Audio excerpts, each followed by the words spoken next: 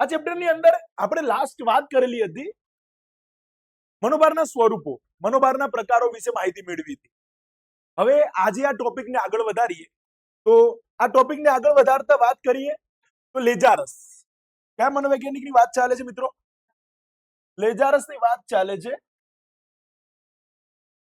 લેજારસ નામના મનોવૈજ્ઞાનિક. લેજારસે આપેલું કોષ્ટક મોડેલ, બરાબર. જો શું કહે છે, 1950 થી 1960 ના દશકામાં મનોવિજ્ઞાનના વાર્તાનિક અને બોધાત્મક અભિગમો વચ્ચે પોતાનું મહત્વ સાબિત કરવાનો વિવાદ ચાલ્યો. ભાઈ કોણ મહત્વનું છે, કોણ મહત્વનું છે? વાર્તાનિક અભિગમ મહત્વનો છે કે બોધાત્મક અભિગમ મહત્વનો છે? આનો જોરદાર વિવાદ ચાલ્યો અને કહે છે ત્યારબાદ રિચાર્ડ લેજારસે, અંડરલાઈન કરી નાખજો મિત્રો, મોસ્ટ આઈએમપી લાઈન છે, વારંવાર એક્ઝામની અંદર પૂછાયેલું છે કે રિચાર્ડ લેજારસે વિચાર શાના સંદર્ભમાં? વિચાર અને લાગણીના સંદર્ભે પોતાના વિચારો રજૂ કર્યા. આવો પ્રશ્ન પૂછાય કે વિચાર અને લાગણીના સંદર્ભમાં કોણે પોતાના વિચારો રજૂ કર્યા છે? તો રિચાર્ડ લેજારસે. કોણે? રિચાર્ડ લેજારસે.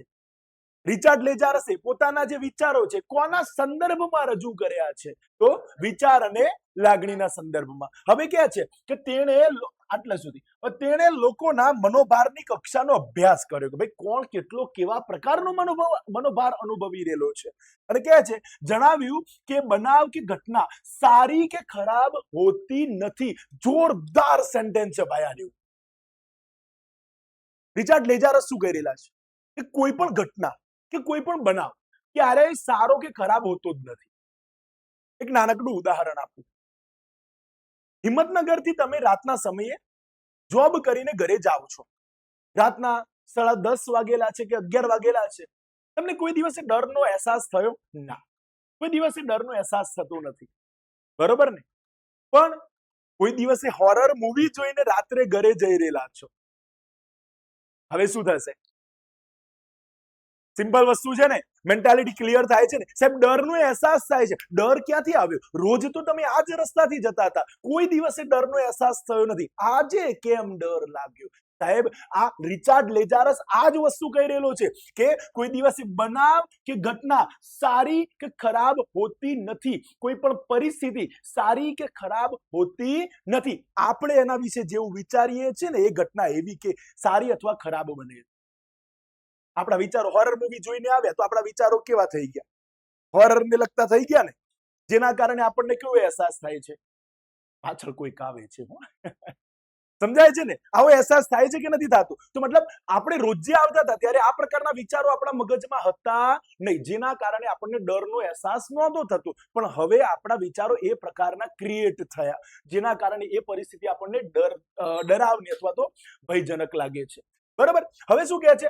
પરંતુ આપણે તેના વિશે જે વિચારીએ છીએ ને તેની વિધાયક કે નિષેધક અસર જ જન્મે છે. આવું કોણ કહી રહેલું છે? આ લેજારસ કહી રહેલો છે. અને કહે છે કે મનોભારના પ્રમાણને અસર કરે છે, ટેન્શનને અસર કરે છે ભાઈ આ વિચાર. એક્ઝામ્પલ તરીકે એક માતા છે, પોતાનું બાળક ઘરે જલ્દી આવ્યું નથી. હવે માતા પોતે છે શું કરે છે? થોડું ધીમે થોડું ટેન્શન લઈ રહેલા છે. હવે સમય વધારે થઈ ગયો, 3 કલાક 4 કલાક, સાંજે 5 વાગે તો બાળક આવી જવું જોઈએ. રાતના 8 વાગી ગયેલા છે અને રાતના 8 વાગી ગયા છે, હજુ સુધી બાળક ઘરે આવ્યું નથી. ત્યારે માતા પિતા કેવા ટેન્શનની અંદર વધારે આવે છે. જ્યારે એકનો એક વિચાર વારે ઘડી એમના મગજમાં ફર્યા કરે છે ને, ત્યારે એક કારણ બને છે ટેન્શનનું. સમજાય છે ને વસ્તુ? મતલબ આ મનોભારની પરિસ્થિતિ દર્શાવે છે. એ લેજારસે એક કોષ્ટક દર્શાવેલું છે જે આપણે આગળના પાર્ટમાં જોઈએ. જો શું કહે છે? લેજારસ નામના એક મનોવૈજ્ઞાનિકે મનોભારકો, જો મનોભારક કોને કહેવાય? મનોભાર ઉત્પન્ન કરનારા વૈવિધ્યપૂર્ણ એવા ઉદ્દીપકોને. તમે એકદમ શાંત સરોવર જેવા માણસ છો, તમે શાંત સરોવરની માફક બેસેલા છો. કોઈક માણસ દોડતો આવ્યો અને ભાઈ તારા જોડે તારા ફલાણા વ્યક્તિનું એક્સિડન્ટ થયેલું છે, ફલાણા આવું થયું છે, નેગેટિવ કોઈ થોટ તમને આપ્યો, નેગેટિવ વિચાર તમને આપ્યો, તરત જ તમારું જે એકદમ શાંત સરોવર જેવું મન હતું ડહોળાઈ જાય. તો જે ટેન્શન આપવા વાળો વ્યક્તિ છે ને એને શું કહેવાય? મનોભારક. બરાબર. મનોભારકો અથવા તો મનોભારક, ઘણા બધા લોકો હોય ટેન્શન આપવા વાળા, તો મનોભારકો અથવા તો ઘણી બધી પરિસ્થિતિઓ હોય અથવા ઘણી બધી વ્યક્તિઓ હોય તો એને મનોભારકો કહીશું. અને કોઈ એક વ્યક્તિ હોય, કોઈ એક ઉદ્દીપક હોય તો એને મનોભારક કહીશું. બરાબર, સમજાય છે?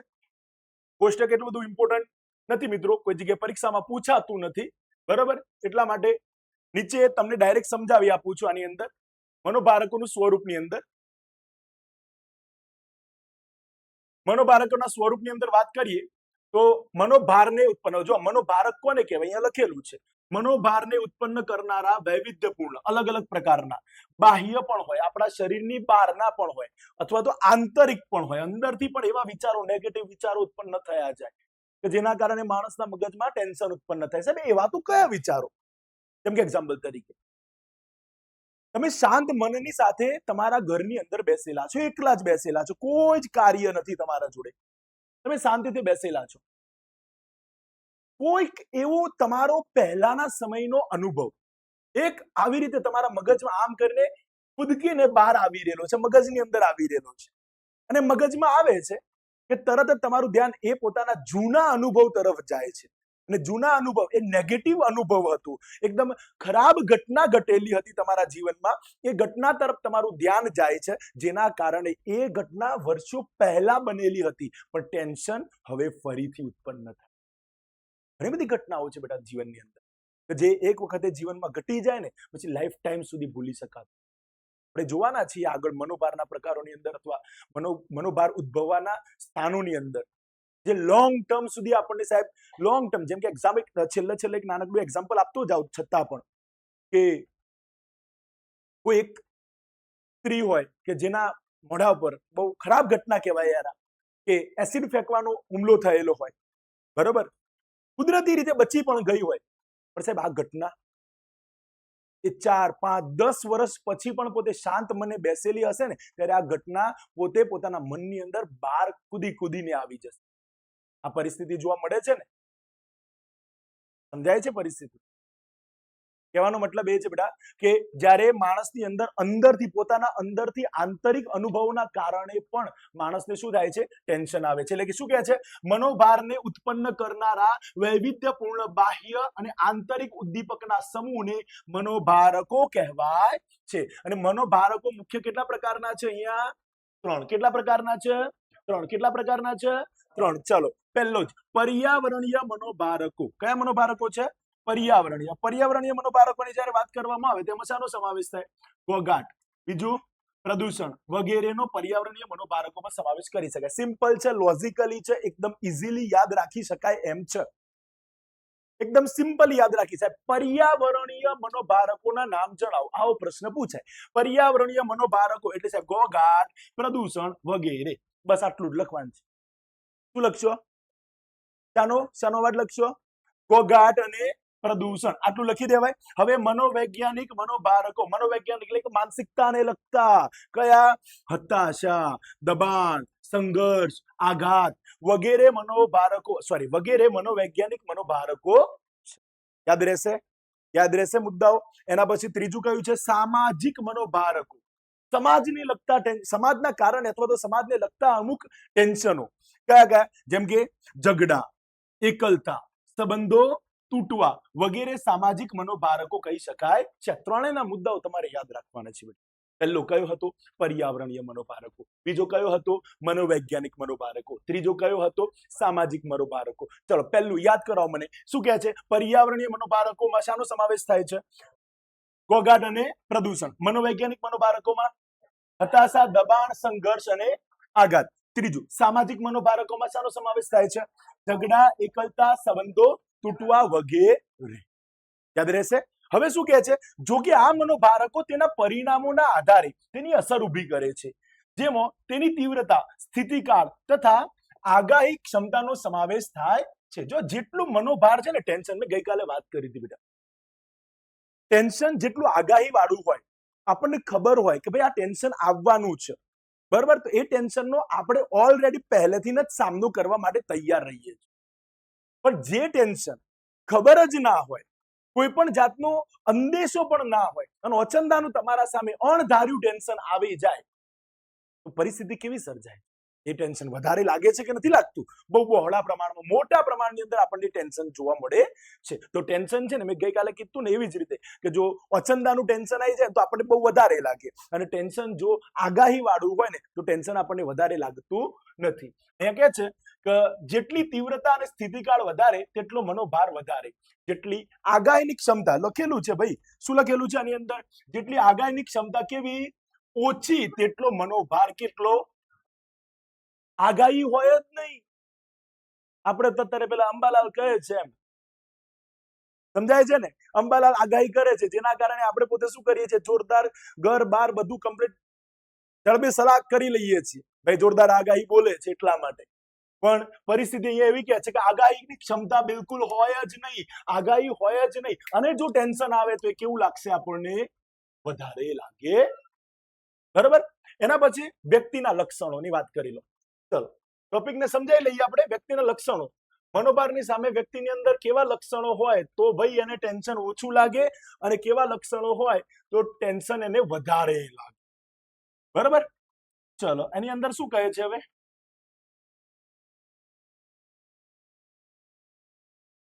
વ્યક્તિના લક્ષણોની વાત કરીએ તો વ્યક્તિના પોતાના લક્ષણો જે શારીરિક અને મનોવૈજ્ઞાનિક કે સાંસ્કૃતિક હોઈ શકે, તેને આધારે મનોભાર અને તેની સામેની પ્રતિક્રિયા નક્કી થાય છે. જેમ કે શારીરિક લક્ષણો એટલે કે વ્યક્તિનું શારીરિક સ્વાસ્થ્ય, માણસનું સ્વાસ્થ્ય એકદમ કમ્પ્લીટ પરફેક્ટ હોય, કોઈ નાનામાં નાની તાવ તળિયા જેવું પણ ન હોય, તો માણસ પોતે શું કરી શકે છે? ટેન્શનનો સામનો આસાનીથી કરી શકે છે. કે છે ને કે શારીરિક સ્વાસ્થ્ય, શરીરનો બાંધો મજબૂત હોય, શારીરિકની ક્ષમતાઓ, શરીરની ક્ષમતાઓ કેવી હોય? એકદમ સારામાં સારી હોય. અને આંતરિક નિર્બળતાઓ, બીમાર વ્યક્તિ, નબળો શારીરિક બાંધો ધરાવતી વ્યક્તિ અને ઓછી શારીરિક ક્ષમતાઓ ધરાવતી વ્યક્તિ અન્ય સ્વસ્થ વ્યક્તિની સરખામણીમાં વધુ મનોભાર અનુભવે છે. સિમ્પલ લોજિક છે. નબળો વ્યક્તિ હોય, એકદમ કુપોષિત વ્યક્તિ હોય, એકદમ નેગેટિવ મેન્ટાલિટી ધરાવતો વ્યક્તિ હોય, હવે આંતર સ્તર પ્રધાન વ્યક્તિ હોય, એવો વ્યક્તિ જો સ્વસ્થ વ્યક્તિની તુલનામાં, કોની તુલનામાં? સ્વસ્થ વ્યક્તિની તુલનામાં કેવો હશે? વધારે ટેન્શન વાળો વ્યક્તિ, વધારે પડતું ટેન્શન અનુભવવા વાળો વ્યક્તિ. સીધી સિમ્પલ લોજિક તમને સમજાવું. જે એકદમ સ્વસ્થ વ્યક્તિ છે એની તુલનામાં જે બીમાર વ્યક્તિ છે એનું ટેન્શન કેવું લાગશે? વધારે જ લાગવાનું છે ને. બસ આ વાત અહીંયા કરેલી છે. જે વ્યક્તિ ઓલરેડી કેવો હોય? બીમાર હોય, એ માણસને ટેન્શન જ્યારે આપવામાં આવે ને, એકદમ નાનામાં નાનું ટેન્શન બી આપવામાં આવે ને, તો પણ એ ટેન્શન તમને કેવું લાગવાનું છે? વધારે. બરાબર? હવે કહે છે કે મનોવૈજ્ઞાનિક લક્ષણો એટલે વ્યક્તિનું માનસિક સ્વાસ્થ્ય, તેનો સ્વભાવ અને તેનો પોતાનો વિશેનો ખ્યાલ. હા, આ બહુ મહત્વનું છે. પોતાના વિશેનો ખ્યાલ, પોતાના વિશેનો ખ્યાલ. એક રિયાલિટી કહું કે કોઈ પણ પેશન્ટ અથવા તો કોઈ પણ વ્યક્તિ પોતાના વિશેનો ખ્યાલ છે ને એકદમ સારો હશે ને, બી પોઝિટિવ થિંકિંગ વાળો વ્યક્તિ હશે ને, તો સાહેબ ગમે તે જેવું મનોભાર આવશે, ગમે તે જેવું ટેન્શન આવશે, એ માણસ એનો સામનો ચોક્કસપણે કરી શકશે. પણ જો પોતાનો ખ્યાલ, પોતાની જાત પ્રત્યેનો ખ્યાલ ઓલરેડી નેગેટિવ હોય અને એમાં પાછું જો ટેન્શન આવી ગયું, તો માણસનું સાહેબ નક્કી જ છે કે બીમાર પડી જશે, અથવા તો નેગેટિવિટીની અંદર વધારે પડતો ઉતરી જશે. આ પરિસ્થિતિ સમજાય છે. અને કહે છે સારું માનસિક સ્વાસ્થ્ય ધરાવતી અને ખુશ મિજાજી અને પોતાની જાતનો વાસ્તવિક ખ્યાલ ધરાવનાર વ્યક્તિ ઓછો મનોભાર અનુભવે છે. જેને પોતાની જાત વિશે ખબર હોય, પોતાની જાત ઉપર કોન્ફિડન્સ હોય કે ભાઈ હું ગમે તેવો ટેન્શન આવે એનો સામનો કરી શકું છું. આવી પોઝિટિવ થિંકિંગ ધરાવતો વ્યક્તિ હોય ને, એ માણસ પોતે ટેન્શનનો આસાનીથી સામનો કરી શકે છે. જીવનમાં આ વસ્તુ બહુ મહત્વની છે બેટા. તમે છે ને હંમેશા જીવન જીવો ને, તો એ જીવન એવી રીતે જીવો કે સાહેબ થઈ જશે. કોઈ પણ ટેન્શન આવે, અહીંયા પ્રેશર નહીં આપો, કારણ કે અહીંયા પ્રેશર આપવામાં આવે ને તો આખું શરીર સાહેબ કામ કરતું બંધ થઈ જાય. તમે જસ્ટ બી પોઝિટિવ થિંકિંગની સાથે, એવી વિચારસરણીની સાથે જીવો કે સાહેબ હું એ ટેન્શનનો સામનો કરી લઈશ. બસ આ એક નાનકડું વાક્ય આખા શરીરને મજબૂત બનાવે છે ટેન્શનની સામે. સમજ પડે છે ને? એટલા જ માટે કહેવાય છે ને કે એક અમેરિકાના એક સાયકોલોજિસ્ટ હતા, એમણે પોઝિટિવ સાયકોલોજીની અંદર એક થ્રોટ મૂકેલો છે, એક સારો વિચાર મૂકેલો છે. શું મૂકેલું કે એમણે પોતાના જીવનની અંદર જ્યારે ટેન્શન વાળી પરિસ્થિતિ આવે ત્યારે એમણે એવું કીધેલું કે હું પોતે પોતાની જાતને છે ને પોઝિટિવિટી વાળી બનાવું છું. હું એમ કહું છું, હું રોજને રોજ એક જ વાક્યનું રટણ કર્યા જાઉં છું, એક જ વાક્યને વારંવાર બોલ્યા જાઉં છું. હું એકદમ તંદુરસ્ત છું, હું એકદમ તંદુરસ્ત છું, હું એકદમ સક્ષમ છું, હું તંદુરસ્ત છું, હું સક્ષમ છું, હું વધારે તંદુરસ્ત છું, હું વધારે તંદુરસ્ત છું. આવા વાક્યનું એ રટણ કરતા જાય છે, જેના કારણે આ શબ્દોના કારણે એમને એક પોઝિટિવ એનર્જી મળે છે અને કોઈ પણ ટેન્શનની સામે લડવા માટે પોતે એમને અંદરથી જે તાકાતની જરૂરિયાત છે એ તાકાત શરીરમાંથી ઓટોમેટિક મળી આવે. જીવનમાં છે ને કોઈ પણ પ્રકારની પરિસ્થિતિ હોય બેટા, એ પરિસ્થિતિનો સામનો કરવા માટે જસ્ટ એ પરિસ્થિતિને છે ને પેલું કહેવાય ને કે મનથી પહેલા જીતવી બહુ જરૂરી છે. રાજા મહારાજાઓના સમયમાં કહેવામાં આવતું હતું ને કે યુદ્ધ રણભૂમિમાં પછી જીતાય છે, પહેલા મનભૂમિમાં જીતવું જરૂરી છે. સમજાય છે ને? યુદ્ધ કઈ જગ્યાએ જીતવું પહેલા જરૂરી છે? મનભૂમિમાં. રણભૂમિમાં તો પછી ઓટોમેટિક જીતી જ જવાશે. પહેલા કોઈ પણ સામે કોઈ રાજા લડવા માટે આવેલો હોય અને પહેલાથી મનથી જ હારી જઈએ કે ભાઈ ના યાર, એના જોડે તો જુઓ કેટલી મોટી સેના છે અને મારા જોડે તો બહુ ઓછી સેના છે, હું ના લડી શકું. સાહેબ, આપણા દુનિયાની અંદર એવા પણ કિસ્સાઓ જોવા મળેલા છે કે સાહેબ કોઈક થોડા એક માણસોની સામે લાખોના લશ્કરની સામે લડવા ગયેલો છે ને જીતીને આવેલો છે. એવા કેટલાય લોકો થઈ ગયેલા છે. બસ એ લોકો કેવા હતા? જેમના મન મજબૂત હતા, મન મક્કમ હતા કે ના અમે કરી શકીએ છીએ, પોઝિટિવ થિંકિંગ ધરાવતા લોકો હતા. એટલા માટે નહીતર આપણે તો કેવા પ્રકાર, જો નેગેટિવ મેન્ટાલિટી ધરાવી લઈએ તો પરિસ્થિતિ જે આપણા હાથમાં હતી ને એ બી નીકળી જાય. સમજ પડે છે? તો આ પરિસ્થિતિ છે. હવે સાંસ્કૃતિક લક્ષણો એટલે શું કે સંસ્કૃતિ આપેલી વ્યાખ્યાઓ અને અપેક્ષિત વર્તન શૈલી અને સાંસ્કૃતિક ધોરણના અનુરૂપ વર્તન ઓછો મનોભાર જન્માવે છે. સીધી સિમ્પલ વ્યાખ્યા એવું કહેવા માંગે છે કે તમે તમારા સંસ્કૃતિએ જે રીતિ રિવાજો આપેલા છે, નીતિ નિયમો આપેલા છે, એ નીતિ નિયમોના આધારે જીવન જીવો તો તમને એટલું બધું ટેન્શન લાગશે નહીં. તમે સમાજને છોડી દીધો હોય, સંસ્કૃતિને છોડી દીધેલી હોય અને પછી જો તમારા માથા ઉપર ટેન્શન આવે તો એ ટેન્શન તમારા માટે બહુ વિશાળ હશે. પણ જો તમે સંસ્કૃતિને સાથે લઈને જીવન જીવતા હોય, સમાજને સાથે લઈને જીવન જીવતા હોય ને તો ત્યારે તમને ટેન્શન કેવું લાગે છે? ઓછું લાગે છે. સમજ પડે છે? બરાબર. હવે મનોભારનો સામનો કરવાના ઉપલબ્ધ સંસાધનો કયા કયા છે? મનોભારનો સામનો કરવા માટેના ઉપલબ્ધ સંસાધનોની જો હું વાત કરું તો ઉપલબ્ધ સંસાધનોમાં 3 છે: ભૌતિક સંસાધનો, વ્યક્તિગત સંસાધન અને સામાજિક સંસાધન. ત્રણ સંસાધનોની વાત કરીએ. ચલો પહેલું, આમાં બી આ વસ્તુ યાદ રાખવાની છે. આવો પ્રશ્ન પૂછાય કે મનોભારનો સામનો કરવાના ઉપલબ્ધ સંસાધનોમાં ભૌતિક સંસાધનો જણાવો. શું પ્રશ્ન પૂછાશે? શું પ્રશ્ન પૂછાશે?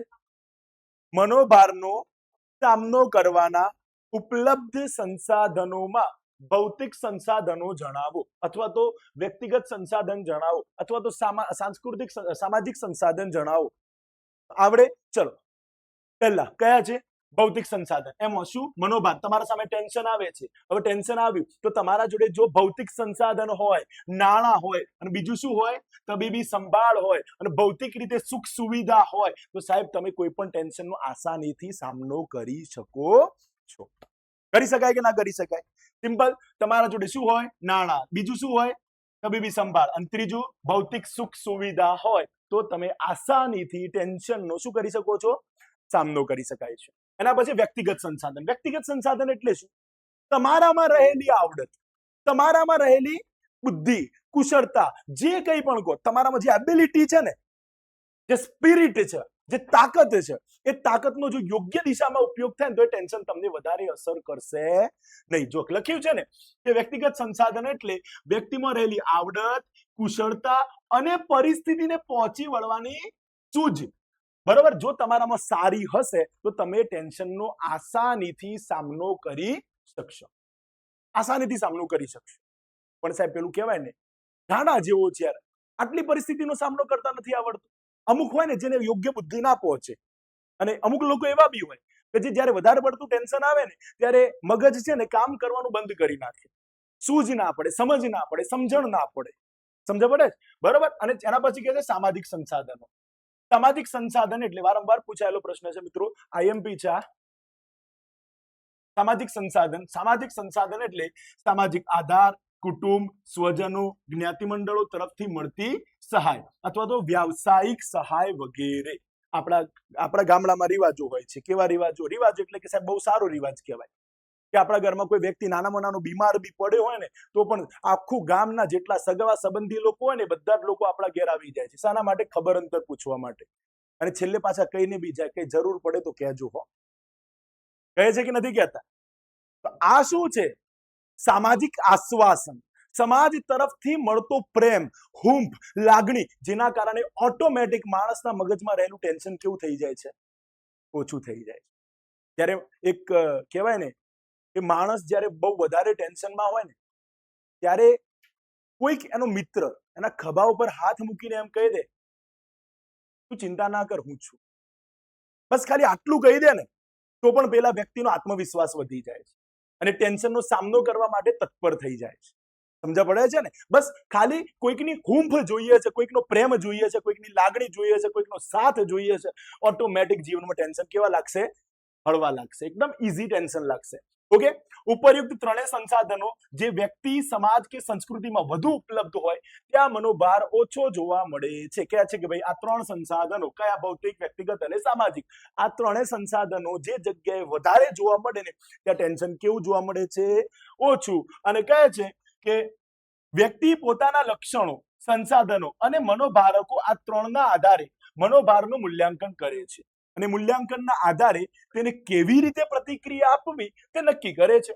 લેજારસે, આ છે ને બેટા, આ અંડરલાઈન કરજો. લેજારસે મૂલ્યાંકનને 2 તબક્કાઓમાં વર્ગીકૃત કર્યું છે ભાઈ. કેટલા તબક્કાઓમાં વર્ગીકૃત કર્યું છે? 2. કયા 2? કયા 2? તો એક પ્રાથમિક મૂલ્યાંકન તબક્કો અને બીજો છે દ્વૈતિક મૂલ્યાંકન તબક્કો. અહીંયા છે ને હાઇલાઇટ નથી કરેલું તમારી ચોપડીમાં. મારી ચોપડીમાં હાઇલાઇટ કરવામાં નથી આવેલું એટલે તમારે કદાચ એના ઉપર ધ્યાન ન જાય, પણ આપણે અહીંયા ધ્યાન આપણે તમારું લઈ જઈએ.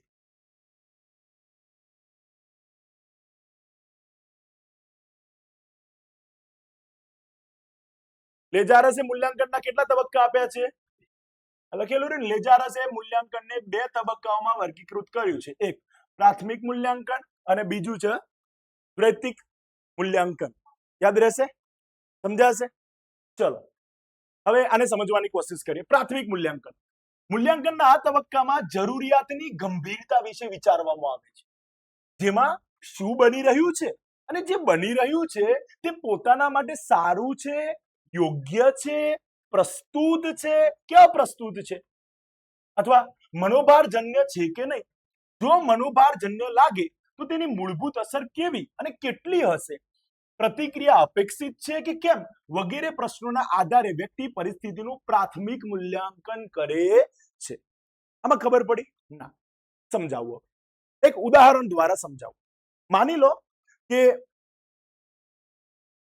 રસ્તા ઉપર તમે જઈ રહેલા છો. રસ્તા ઉપર જઈ રહેલા છો અને સામે કોઈક એવું તમને દેખાય છે કે એક્સિડન્ટ થયેલું છે. બરાબર? હવે એક્સિડન્ટ થયેલું છે તો તમે અહીંયા ઊભા પહેલા તો પૂર્વાનુમાન કરો છો. પહેલા અનુમાન કરો છો કે જે ઘટના ઘટી છે શું એ યોગ્ય છે કે અયોગ્ય છે.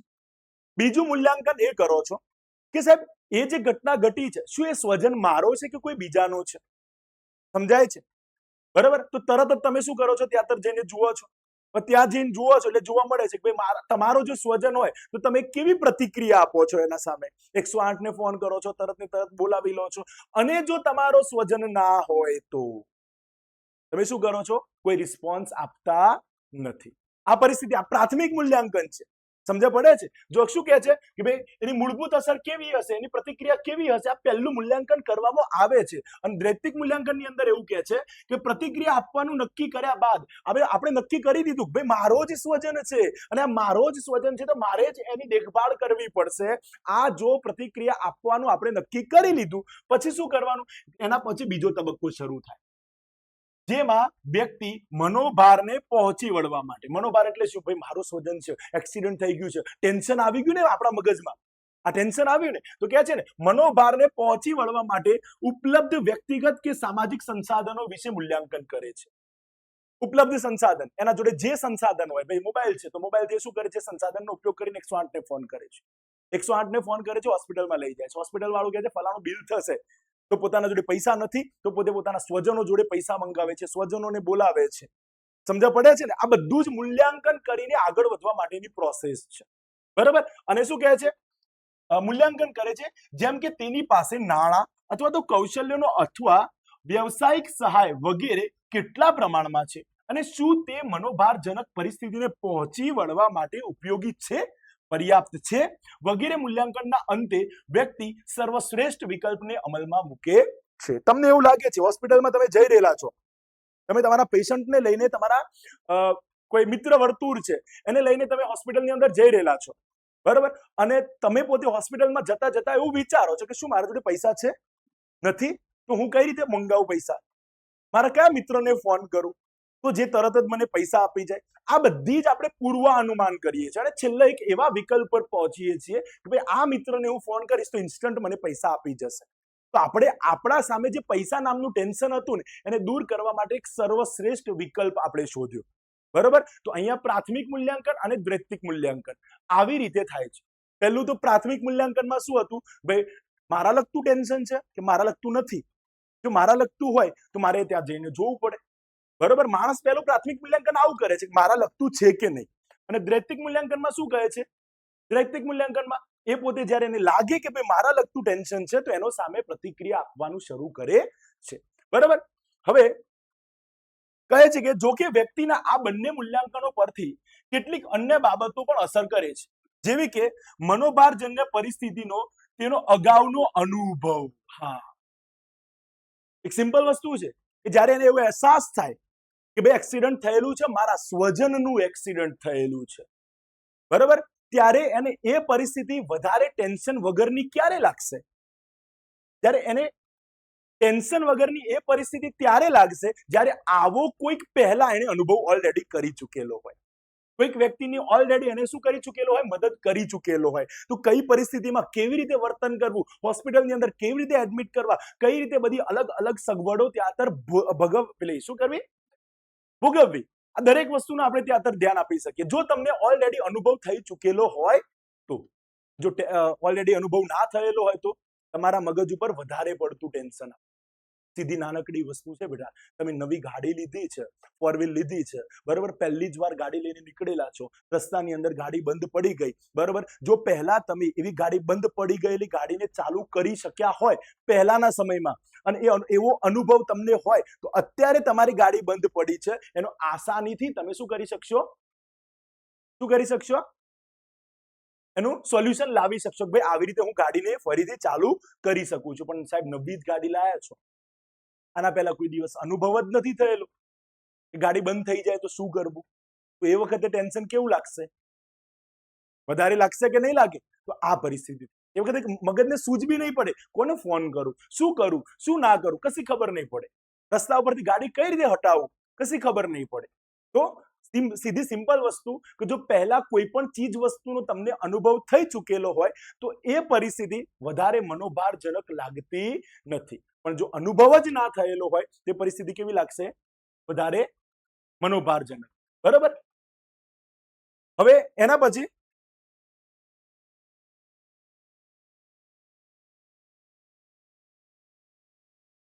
કહે છે મનોભારના ઉદ્ગમ સ્થાન. મિત્રો આ પ્રશ્ન છે ને બહુ મોસ્ટ આઈએમપી છે.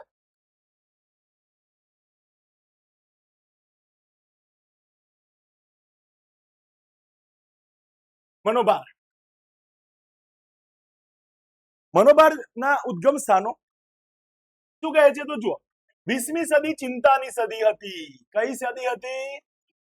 જ્યારે 21મી સદી મનોભારની સદી છે તેમ કહી શકાય. અને તબીબી અભ્યાસો દ્વારા સાબિત થતું જાય છે કે ઘણા શારીરિક રોગોના મૂળમાં મનોભાર કારણરૂપ હોય છે. ઘણા બધા ડોક્ટરો કહે છે ભાઈ, ઘણા બધા ડોક્ટરો કહે છે, એક જ વાક્ય કહે છે, ભાઈ તમારા જે કઈ પણ બીમારી છે ને એ બીમારીનું મૂળ કારણ છે ટેન્શન.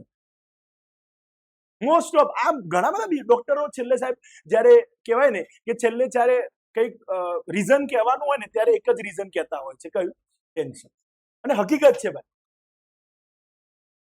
જીવનમાં જેટલા પણ શારીરિક બીમારીઓ મોસ્ટ ઓફ થાય છે ને એનું મૂળ કારણ તો ટેન્શનથી જ શરૂઆત થાય છે. હવે શું કહે છે? તેથી તબીબી અભ્યાસો દ્વારા સાબિત થતું જાય છે કે ઘણા શારીરિક રોગોના મૂળમાં મનોભાર કારણરૂપ હોય છે. ઝડપી પરિવર્તનોના યુગમાં ફેરફારો સાથે સમાયોજન સાધવું સરળ નથી, એ તો વાત બધાને ખબર છે. કૌટુંબિક, વ્યવસાયિક, સામાજિક, રાજકીય, ભૌગોલિક પરિવર્તનો કે પડકારો વ્યક્તિમાં મનોભાર ઉત્પન્ન કરે છે. અને મોસ્ટ આઈએમપી લાઈન આવી હવે, મનોભારના ઉદ્ગમ સ્થાનોને 3 ભાગમાં વહેંચી શકાય. મનોભારના ઉદ્ગમ સ્થાનો કેટલા? 3. કયા કયા? આઘાતજન્ય બનાવો, જીવનની તાજેતરની ઘટનાઓ અને રોજિંદી મુશ્કેલીઓ. આ 3 માંથી સેક્શન સી ની અંદર કોઈ એકને સમજાવવાનું કહેવામાં આવે છે. આવો પ્રશ્ન આવે છે. કઈ રીતે આવે છે પ્રશ્ન?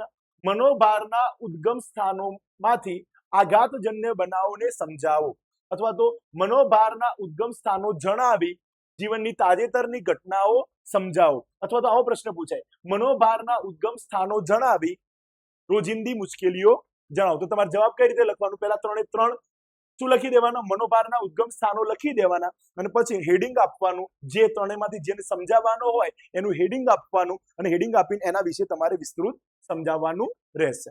ઓકે, ચલો હવે આપણે સમજવાની કોશિશ કરીએ આ 3 ઘટનાઓને, 3 બનાવોને.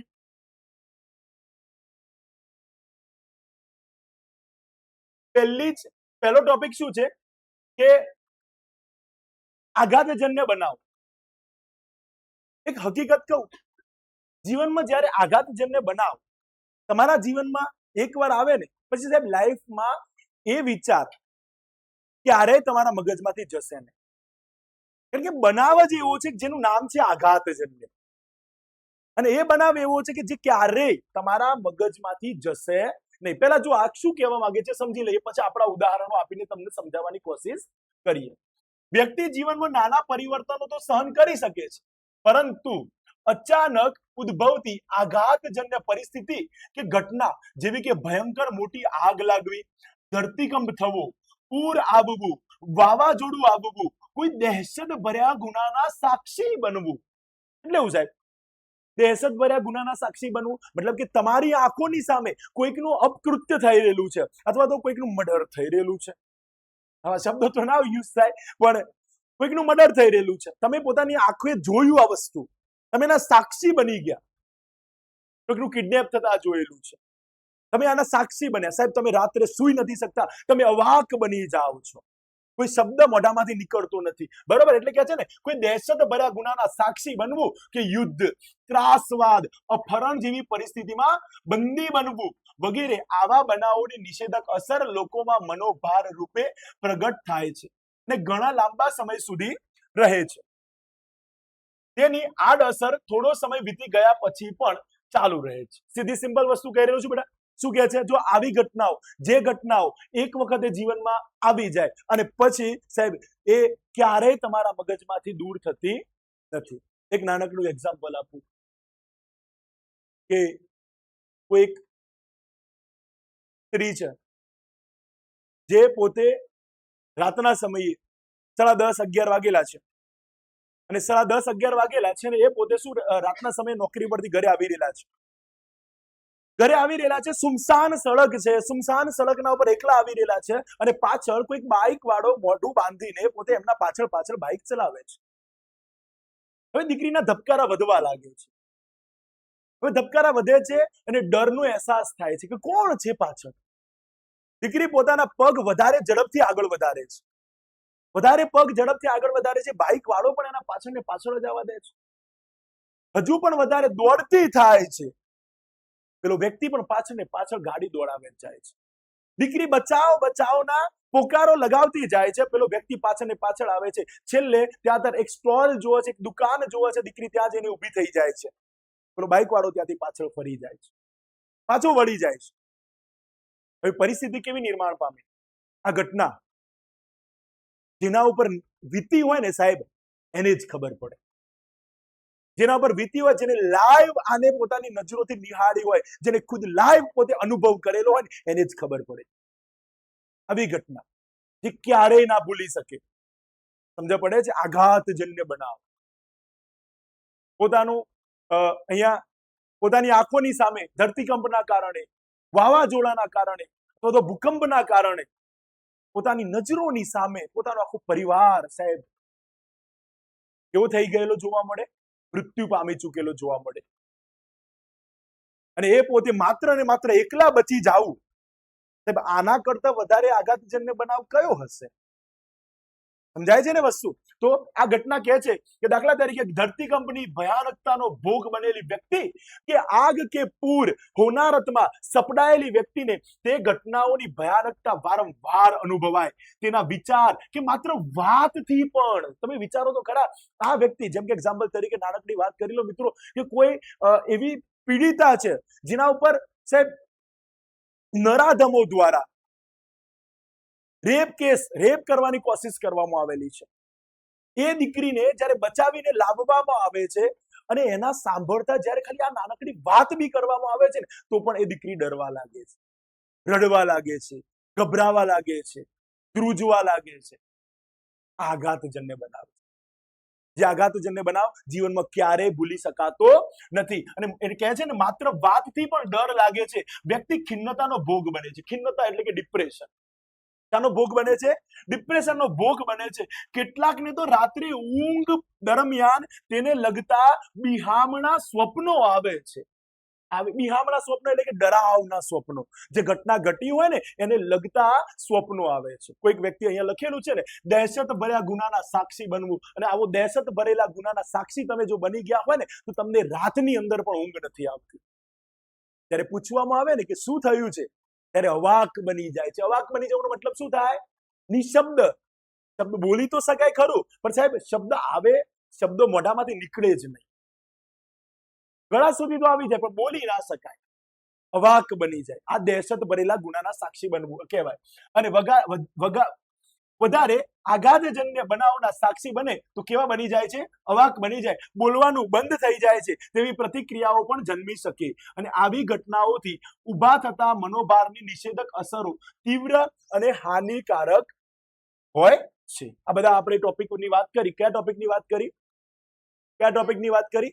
આઘાતજન્ય બનાવોની. ઓકે, સમજાયું? હવે એના પછી જીવનની અંદર આવતી તાજેતરની ઘટનાઓ. જીવનની તાજેતરની ઘટનાઓ જે હમણાં જ ઘટના ઘટી હોય અને એના કારણે ટેન્શન તમારા જીવનમાં આવ્યું હોય. હમણાં જ. જેમ કે જો સમજાવો, જીવનમાં બનેલી તાજેતરની ઘટનાઓ કે આવતા પરિવર્તનોની અસર પણ વ્યક્તિમાં મનોભાર ઉત્પન્ન કરે છે. જીવનમાં બનતા બનાવો જેવા કે પરિવારમાં કોઈનું અચાનક મૃત્યુ, લગ્ન કે છૂટાછેડા. લગ્ન થવા એ આફત નથી, બરાબર ને? છૂટાછેડા થવા એ બહુ મોટી આફત છે.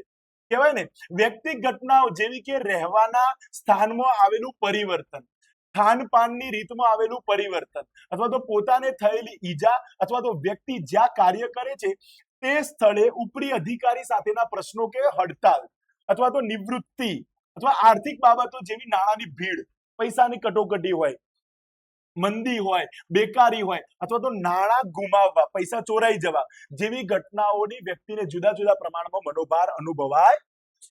આ બધી પરિસ્થિતિ એવી જ છે કે જે હમણાં ઘટના ઘટી હોય એટલી બધી આઘાતજન્ય ના હોય. આઘાતજન્ય તો આપણે ઓલરેડી જોઈ કે સાહેબ આઘાતજન્ય તો લાઈફ ટાઈમ ના ભૂલી શકાય, બરોબર ને? કોઈક છૂટાછેડા થઈ ગયા હોય, અથવા તો તમારું ટ્રાન્સફર થયું અને તમારે કોઈ બીજા અન્ય સ્ટેટમાં જઈને રહેવાનું હોય, બરોબર, અને બીજા અન્ય સ્ટેટમાં જઈને રહેવાનો જેના કારણે તમારે વધારે પડતો ટેન્શનનો સામનો કરવો પડતો હોય. આ પરિસ્થિતિનું નિર્માણની વાત કરી રહેલો છું, બરાબર? હવે એના પછી રોજિંદા જીવનમાં આવતી મુશ્કેલીઓની રોજિંદા જીવનમાં આવતી મુશ્કેલીઓની વાત કરીએ. આ હતી તાજેતરની ઘટનાઓ, હમણાં બની હોય ને એની વાત કરી. હવે રોજિંદા જીવનમાં આવતી મુશ્કેલીઓમાં પણ વ્યક્તિમાં મનોભાર જન્માવે છે. સીધી વસ્તુ તમને નાનકડું ઉદાહરણ આપું. રોજિંદા જીવનમાં જેમ કે એક્ઝામ્પલ તરીકે તમે પરીક્ષા આપવા માટે નીકળેલા છો ઘરેથી, બરાબર? 1-2 કલાક પહેલા બોર્ડની એક્ઝામ આપવા માટે નીકળેલા છો અને રસ્તાની અંદર બાઇકનું પંચર થઈ જાય તો તમને થોડુંક મનોભાર જેવું લાગે કે ના લાગે? થોડું ટેન્શન લાગે. પણ હા, આપણે 2 કલાક પહેલા નીકળેલા છીએ તો સાહેબ કોઈ વધારે પડતું ટેન્શન લાગતું નથી. એક્ઝામ્પલ તરીકે પરીક્ષા હોલની અંદર આપણે લખતા પેન પૂરી થઈ જાય તો આપણને થોડુંક ટેન્શન આવે, પણ થોડીક ટેન્શનની અંતે આપણે એનું સોલ્યુશન લાવી દઈએ છીએ. છેલ્લે બીજું એક વસ્તુ કે આપણે વાંચવા માટે બેસેલા હોઈએ ઘરે અને કોઈક ઘોઘાટ થતો હોય તો આપણને થોડુંક ટેન્શન આવે, ભાઈ મને વાંચવા મળતું નથી તો તકલીફ થાય છે, આ પ્રકારની. પણ આ જે ઘટનાઓ છે ને રોજિંદી ઘટનાઓ છે. લખતા પેન્સિલથી લખતા લખતા એનું શું કહેવાય, પોઈન્ટ તૂટી જાઓ, બરાબર, આ નાની નાની ઘટનાઓ કહેવાય. હવે એ ઘટનાઓ છે એના પર આપણે વધારે પડતું ટેન્શન લેતા નથી, પણ નાની નાની ઘટનાઓ જ્યારે મોટું સ્વરૂપ ધારણ કરે તો કેવી પરિસ્થિતિ સર્જાય? વધારે પડતું ટેન્શન આવે કે ના આવે? માની લો કે બોર્ડની એક્ઝામનું પેપર આપવા માટે તમે 12 વાગે પેપરનો ટાઈમ છે અને નીકળ્યા છો 11:30. ઘરેથી નીકળ્યા છો કેટલા વાગે? અને રસ્તામાં બાઇકને પંચર પડ્યું. તો આ મનોભાર કેવો હશે? હાઈ લેવલ પર પહોંચી જશે ને? સમજ પડે છે? વસ્તુ સમજાય છે?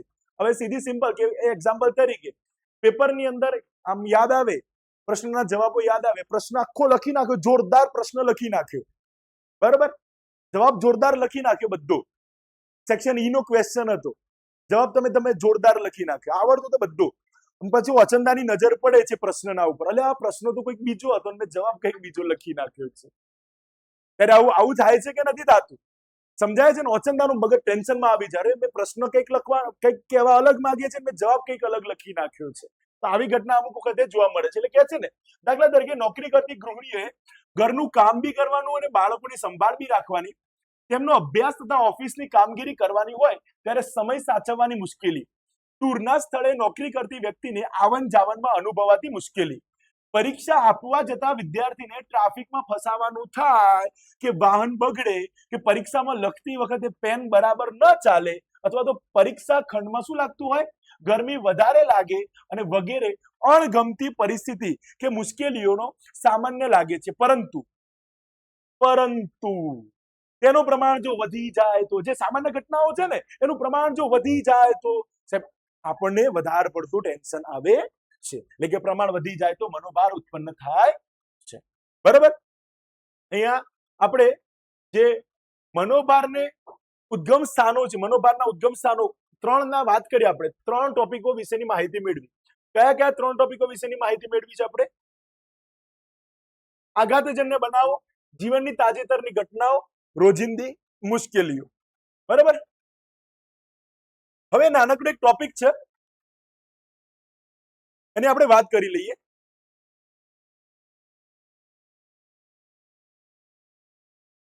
જ્યારે ટેન્શન તમારા મગજમાં આવે ને બેટા, ત્યારે તમારું શરીર એ ટેન્શનનો સામનો કઈ રીતે કરે છે સમજાઈએ આપણે? તમારું શરીર કઈ રીતે રિએક્ટ કરે છે એ ટેન્શનનો સામનો કરવા માટે? એના માટે પહેલું છે શારીરિક પ્રતિક્રિયાઓ. કઈ પહેલું? શારીરિક પ્રતિક્રિયાઓ. ચલો, વ્યક્તિ કે પ્રાણી જ્યારે કોઈ બાહ્ય ધમકી કે પડકારો અનુભવે ત્યારે તે પરિસ્થિતિને પહોંચી વળવા માટે તત્કાલીન પ્રતિક્રિયા આપવા માટે વધારાની શક્તિની જરૂર ઊભી થાય છે. કઈ શક્તિની જરૂરિયાત ઊભી થાય છે? વધારાની. સાહેબ, વધારાની શક્તિ આવે ક્યાંથી? એક્ઝામ્પલ તરીકે 11મા ધોરણમાં ચેપ્ટર નંબર 4 માં તમે ભણીને આવ્યા છો,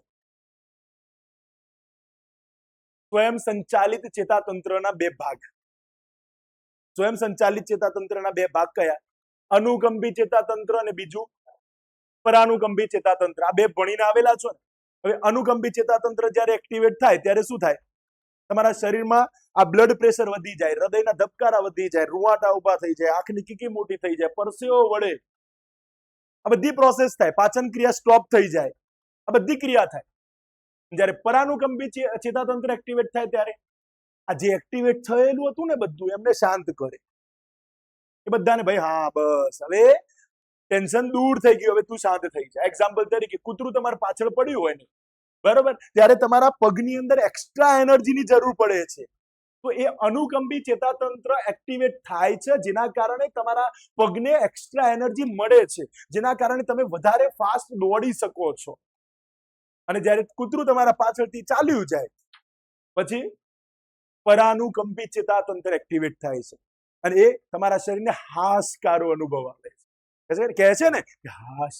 પછી હૃદયના ધબકારા બી ઘટી જાય છે, રૂવાટા બી બેસી જાય છે, આંખની કીકી બી નાની થઈ જાય છે, આ પાચન ક્રિયા પણ સ્ટાર્ટ થઈ જાય છે. થાય છે કે નથી થતું? આ પ્રોસેસ છે. શું કહે છે તો જુઓ, આ પરિસ્થિતિને પહોંચી વળવા માટે આપણે હાલ જે વાત કરીને સ્વયં સંચાલિત ચેતાતંત્ર ક્રિયાશીલ બને છે. 11માં વાત કરી ચૂક્યા હતા એટલે એ વધારે ડિટેલમાં નથી સમજાય, પણ આપણે સમજાવી દીધું. સમજાય છે? હવે અહીંયા જો 1920માં આપણે આ ભાઈને પહેલા મળી ચૂકેલા છે. કયા ભાઈ છે? Walter Cannon. કયા ભાઈ છે? Walter Canon. વોલ્ટર કેનને માનવીની સમગ્ર પ્રક્રિયાનું વૈજ્ઞાનિક વર્ણન કરીને જણાવ્યું છે કે જ્યારે ધમકી રૂપ કે પડકાર રૂપ કે ટેન્શન રૂપ તમારા સામે આવે ને, ધમકીને પહોંચી વળવા શરીરના કોષોમાં સક્રિયતા જોવા મળે છે. તમારું શરીર છે ને અંદર ને અંદરથી એકદમ ફૂલ એનર્જી માટે તૈયાર થઈ જાય છે. સીધી વસ્તુ છે ને કે જ્યારે ટેન્શન વાળી પરિસ્થિતિ આવે ને ત્યારે ઓટોમેટિક ભાઈ હવે કુરુક્ષેત્રનું મેદાન આવી ગયેલું છે, આપણે એનો સામનો કરવો જ પડશે, એવી રીતે તમારું શરીર તૈયાર થઈ જાય છે. જેમ જંગના માટે પેલો સૈનિક પોતે તૈયાર થઈને, પોતે બખ્તર પહેરીને, ટોપી પહેરીને પછી તૈયાર થઈ જતો હોય છે, હાથમાં તલવાર લઈને તૈયાર થઈ જતો હોય છે, બસ એવી જ રીતે તમારું શરીર પણ પરિસ્થિતિનો સામનો કરવા માટે તૈયાર થઈ જાય. અને કે છે કેનને આ પરિસ્થિતિને કેવી કીધી છે ખબર છે? જો તમે ટેન્શન તમારા સામે આવ્યું છે, એ ટેન્શનનો સામનો તમે જો કરી શકો છો તો લડો. એ ટેન્શનની સામે લડો, અને જો તમે એનો સામનો નથી કરી શકતા તો ત્યાંથી ભાગો. એટલે કેનને કીધું છે ને, કેનને આ પ્રતિક્રિયાને લડો અથવા ભાગોની પ્રતિક્રિયા તરીકે ઓળખાવી છે. કઈ? લડો અથવા ભાગોની પ્રતિક્રિયા તરીકે કોને ઓળખાવી છે? વોલ્ટર કેનને. ક્યારે? 1920માં. શારીરિક પ્રતિક્રિયાનું મોડેલ કોણે આપ્યું? વોલ્ટર કેનને. શારીરિક પ્રતિક્રિયાનું મોડેલ કોણે આપ્યું? ક્યારે આપ્યું? 1920માં. અને લડો અથવા ભાગી છૂટોની પરિસ્થિતિ કોણે બતાવી? વોલ્ટર કેનને. ચલો, મનોભાર સામે આપવામાં આવતી શારીરિક પ્રતિક્રિયાનું ઉદ્ગમ સ્થાન. આ બી વારંવાર પૂછાય છે પ્રશ્ન કે ટેન્શનની સામે આપવામાં આવતી શારીરિક પ્રતિક્રિયાનું ઉદ્ગમ સ્થાન મગજમાંનું હાઇપોથેલેમસ છે. આના વિશે પણ 11મા ધોરણમાં આપણે ભણ્યા હતા. બરાબર? આના વિશે વાત કરીએ કે જેને મનોભારના કેન્દ્ર તરીકે પણ ઓળખવામાં આવે છે. પહેલો જ તમારા શરીરમાં પહેલો જ જો ટેન્શનનો ભાર આવે ને તો એ કઈ જગ્યાએ આવે ખબર છે? હાઇપોથેલેમસ. કઈ જગ્યાએ આવશે? હવે હાઇપોથેલેમસના જોડે જેવું ટેન્શન આવ્યું તરત જ એ પોતે શરીરને એલર્ટ કરશે. કઈ રીતે એલર્ટ કરશે? તો જો મનોભારના કેન્દ્ર તરીકે પણ ઓળખવામાં આવે છે. હાઇપોથેલેમસ આવી પરિસ્થિતિ, એટલે કઈ પરિસ્થિતિ? ટેન્શન વાળી પરિસ્થિતિ. ટેન્શન વાળી પરિસ્થિતિને બે મુખ્ય માર્ગો દ્વારા પ્રતિક્રિયા શરૂ કરે છે. હવે આ ટેન્શન વાળી જે પરિસ્થિતિ છે ને એનો સામનો કરવા માટે હાઇપોથેલેમસ બે રીતે કામ કરે છે. એક, સ્વયં સંચાલિત ચેતાતંત્રને એક્ટિવેટ કરી દે. મેં કીધું ને, અનુકંપી ચેતાતંત્ર અને પરાનુકંપી ચેતાતંત્ર આ બંને જણાને એક્ટિવેટ કરી નાખે અને મસ્તિષ્ક ગ્રંથિને વૃત્ત કરીને. મસ્તિષ્ક ગ્રંથિ એટલે કઈ? પિચ્યુટરી ગ્રંથિ. આપણે 11મા ધોરણમાં ભણ્યા હતા. આપણા શરીરમાં જેટલી પણ ગ્લેન્ડ્સ છે, જેટલી પણ ગ્રંથિઓ છે, એ બધી જ ગ્રંથિઓને કાર્યશીલ રાખવાનું અને બધી જ ગ્રંથિઓને કામ કરાવવાનું કાર્ય કોનું છે? પિચ્યુટરી ગ્રંથિ. જે આપણા મસ્તિષ્કના ગોળાર્ધની બે ગોળાર્ધ છે ને એની વચ્ચે આવેલી છે. એ પિચ્યુટરી ગ્રંથિ આ બંને દ્વારા કામ લે છે. કોણ? હાઇપોથેલેમસ. હાઇપોથેલેમસ આ મસ્તિષ્ક ગ્રંથિ અને સ્વયં સંચાલિત ગ્રંથિ અરે સ્વયં સંચાલિત ચેતાતંત્ર આ બંનેને એક્ટિવેટ કરી દે છે અને પછી ટેન્શનનો સામનો કરે છે. પેલું કહેવાય ને, રાજા હોય ને, રાજા તો યુદ્ધની સૌથી મોટી કામગીરી કોને સોંપે? એના સેનાપતિને સોંપે. બરોબર? બસ આ હાઇપોથેલેમસ રાજા છે શરીરનો, અને પછી એની કામગીરી કોને આપે છે? એના બે જે સેનાપતિઓ છે ને, બે સ્વયં સંચાલિત ચેતાતંત્ર અને મસ્તિષ્ક ગ્રંથિ આ બંનેને એની કામગીરી આપે છે. કહે છે કે સ્વયં સંચાલિત ચેતાતંત્ર કઈ રીતે કામ કરે છે આપણે ઓલરેડી સમજી ગયા. તો કહે છે કે અનુકંપી ચેતાતંત્ર અને પરાનુકંપી ચેતાતંત્ર એવા બે ભાગ છે એના. અનુકંપી તંત્ર સક્રિય બનતા શ્વાસોશ્વાસ ઊંડા થવા અને ઝડપી બનવા, હૃદયના ધબકારા વધવા, લોહીની નળીઓ સાંકડી બનવી અથવા સંકોચાવવી, લોહીનું દબાણ વધવું જેવા આંતરિક ફેરફારો થાય છે. ઉપરાંત ગળા અને નાકના સ્નાયુઓમાં થતા ફેરફારોને કારણે ફેફસામાં વધુ હવા પહોંચે છે. ચહેરાના હાવભાવ પણ આવેગ અનુસાર બદલાય છે. આપણે કહીએ છીએ ને કે જ્યારે ટેન્શન હોય ને ત્યારે માણસના ચહેરાના હાવભાવ આખા બદલાય છે. સમજાય છે? અને શું કહે છે? પાચન ક્રિયામાં અવરોધ અનુભવાય છે. અને કહે છે કે આ ફેરફારો મનોભારના સંકેતો બની રહે છે. આ ફેરફારો કોના સંકેતો બની રહે છે? મનોભારના. કોના સંકેતો બની રહે છે? મનોભારના. ટેન્શન હોય ને સાહેબ ત્યારે ફેસ ઉપર પણ ઝળકી આવે, ચહેરા ઉપર પણ દેખાઈ આવે કે ભાઈ ના મોઢા ઉપર ટેન્શન દેખાય છે. અને કહે છે એડ્રીનાલિન ગ્રંથિ દ્વારા રક્તવાહમાં કોર્ટિકોસ્ટેરોઇડ સ્ત્રાવ ભળે છે, જેના દ્વારા શરીરમાં શું મળે છે? ઉર્જાનો સંચાર થાય છે. કોર્ટિકોસ્ટેરોઇડના કારણે શરીરની અંદર એક્સ્ટ્રા ઓર્ડિનરી ઉર્જા મળે છે. એક્સ્ટ્રા ઓર્ડિનરી શું મળે છે? ઉર્જા મળે છે, જેના કારણે જ્યારે પરાનુકંબી તંત્ર સક્રિય થતા અનુકંબી તંત્ર કરતા વિરુદ્ધના ફેરફારો કરે છે. આપણે બધા વાત કરી ચૂક્યા કે ભાઈ અનુકંબી ચેતાતંત્ર હૃદયના ધબકારા વધારે છે, લોહીને ફાસ્ટ કરે છે, બરોબર. શરીરની અંદર બધી જ એક્ટિવેટ પ્રક્રિયાઓને કરે છે અને બધાને શાંત કરવાનું કાર્ય કોણ કરે છે? પરાનુકંબી ચેતાતંત્ર કરે છે. અને છેલ્લે કહે છે કે મસ્તિષ્ક ગ્રંથિના સ્ત્રાવો કંઠ ગ્રંથિ, એટલે આપણને બધાને ખબર છે અહીંયા કંઠ ગ્રંથિ આવેલી છે ગળાની અંદર, જેને થાઇરોઇડ ગ્રંથિ કહીએ છીએ આપણે. કંઠ ગ્રંથિ એડ્રિનાલિન ગ્રંથિ પણ ઉદ્દીપ્ત કરે છે. ઉદ્દીપ્ત કરો મતલબ કે એમને એક્ટિવેટ કરે છે, જેના સ્ત્રાવને કારણે અનેક ફેરફારો થાય છે, જેવા કે બરોળમાં વધુ રક્તકણો છોડે છે, જેથી લોહી જલ્દી થીજી જાય છે. હાડકાના પોલાણમાંથી વધુ શ્વેત કણો ઉત્પન્ન થાય છે અને યકૃત વધુ શર્કરા પેદા કરે છે, જે વધુ શારીરિક સક્રિયતા માટે જરૂરી છે, જે શરીરને વધારે તાકાત મેળવવા માટે જરૂરી. આ બધા ટોપિકો આપણે વાત કરી મનોભારનો સામનો કરવા માટેની પ્રક્રિયામાં. મનોભારનો સામનો કરવા માટે કઈ કઈ વસ્તુઓની જરૂરિયાત હોય છે એ બધી જ વસ્તુની આપણે આના અંદર ડિટેલમાં વાત કરેલી છે. આપણે નેક્સ્ટ પાર્ટની અંદર આગળ વાર્તનિક અને બોધાત્મક પ્રક્રિયાઓ વિશે માહિતી મેળવી લઈશું. ઓકે.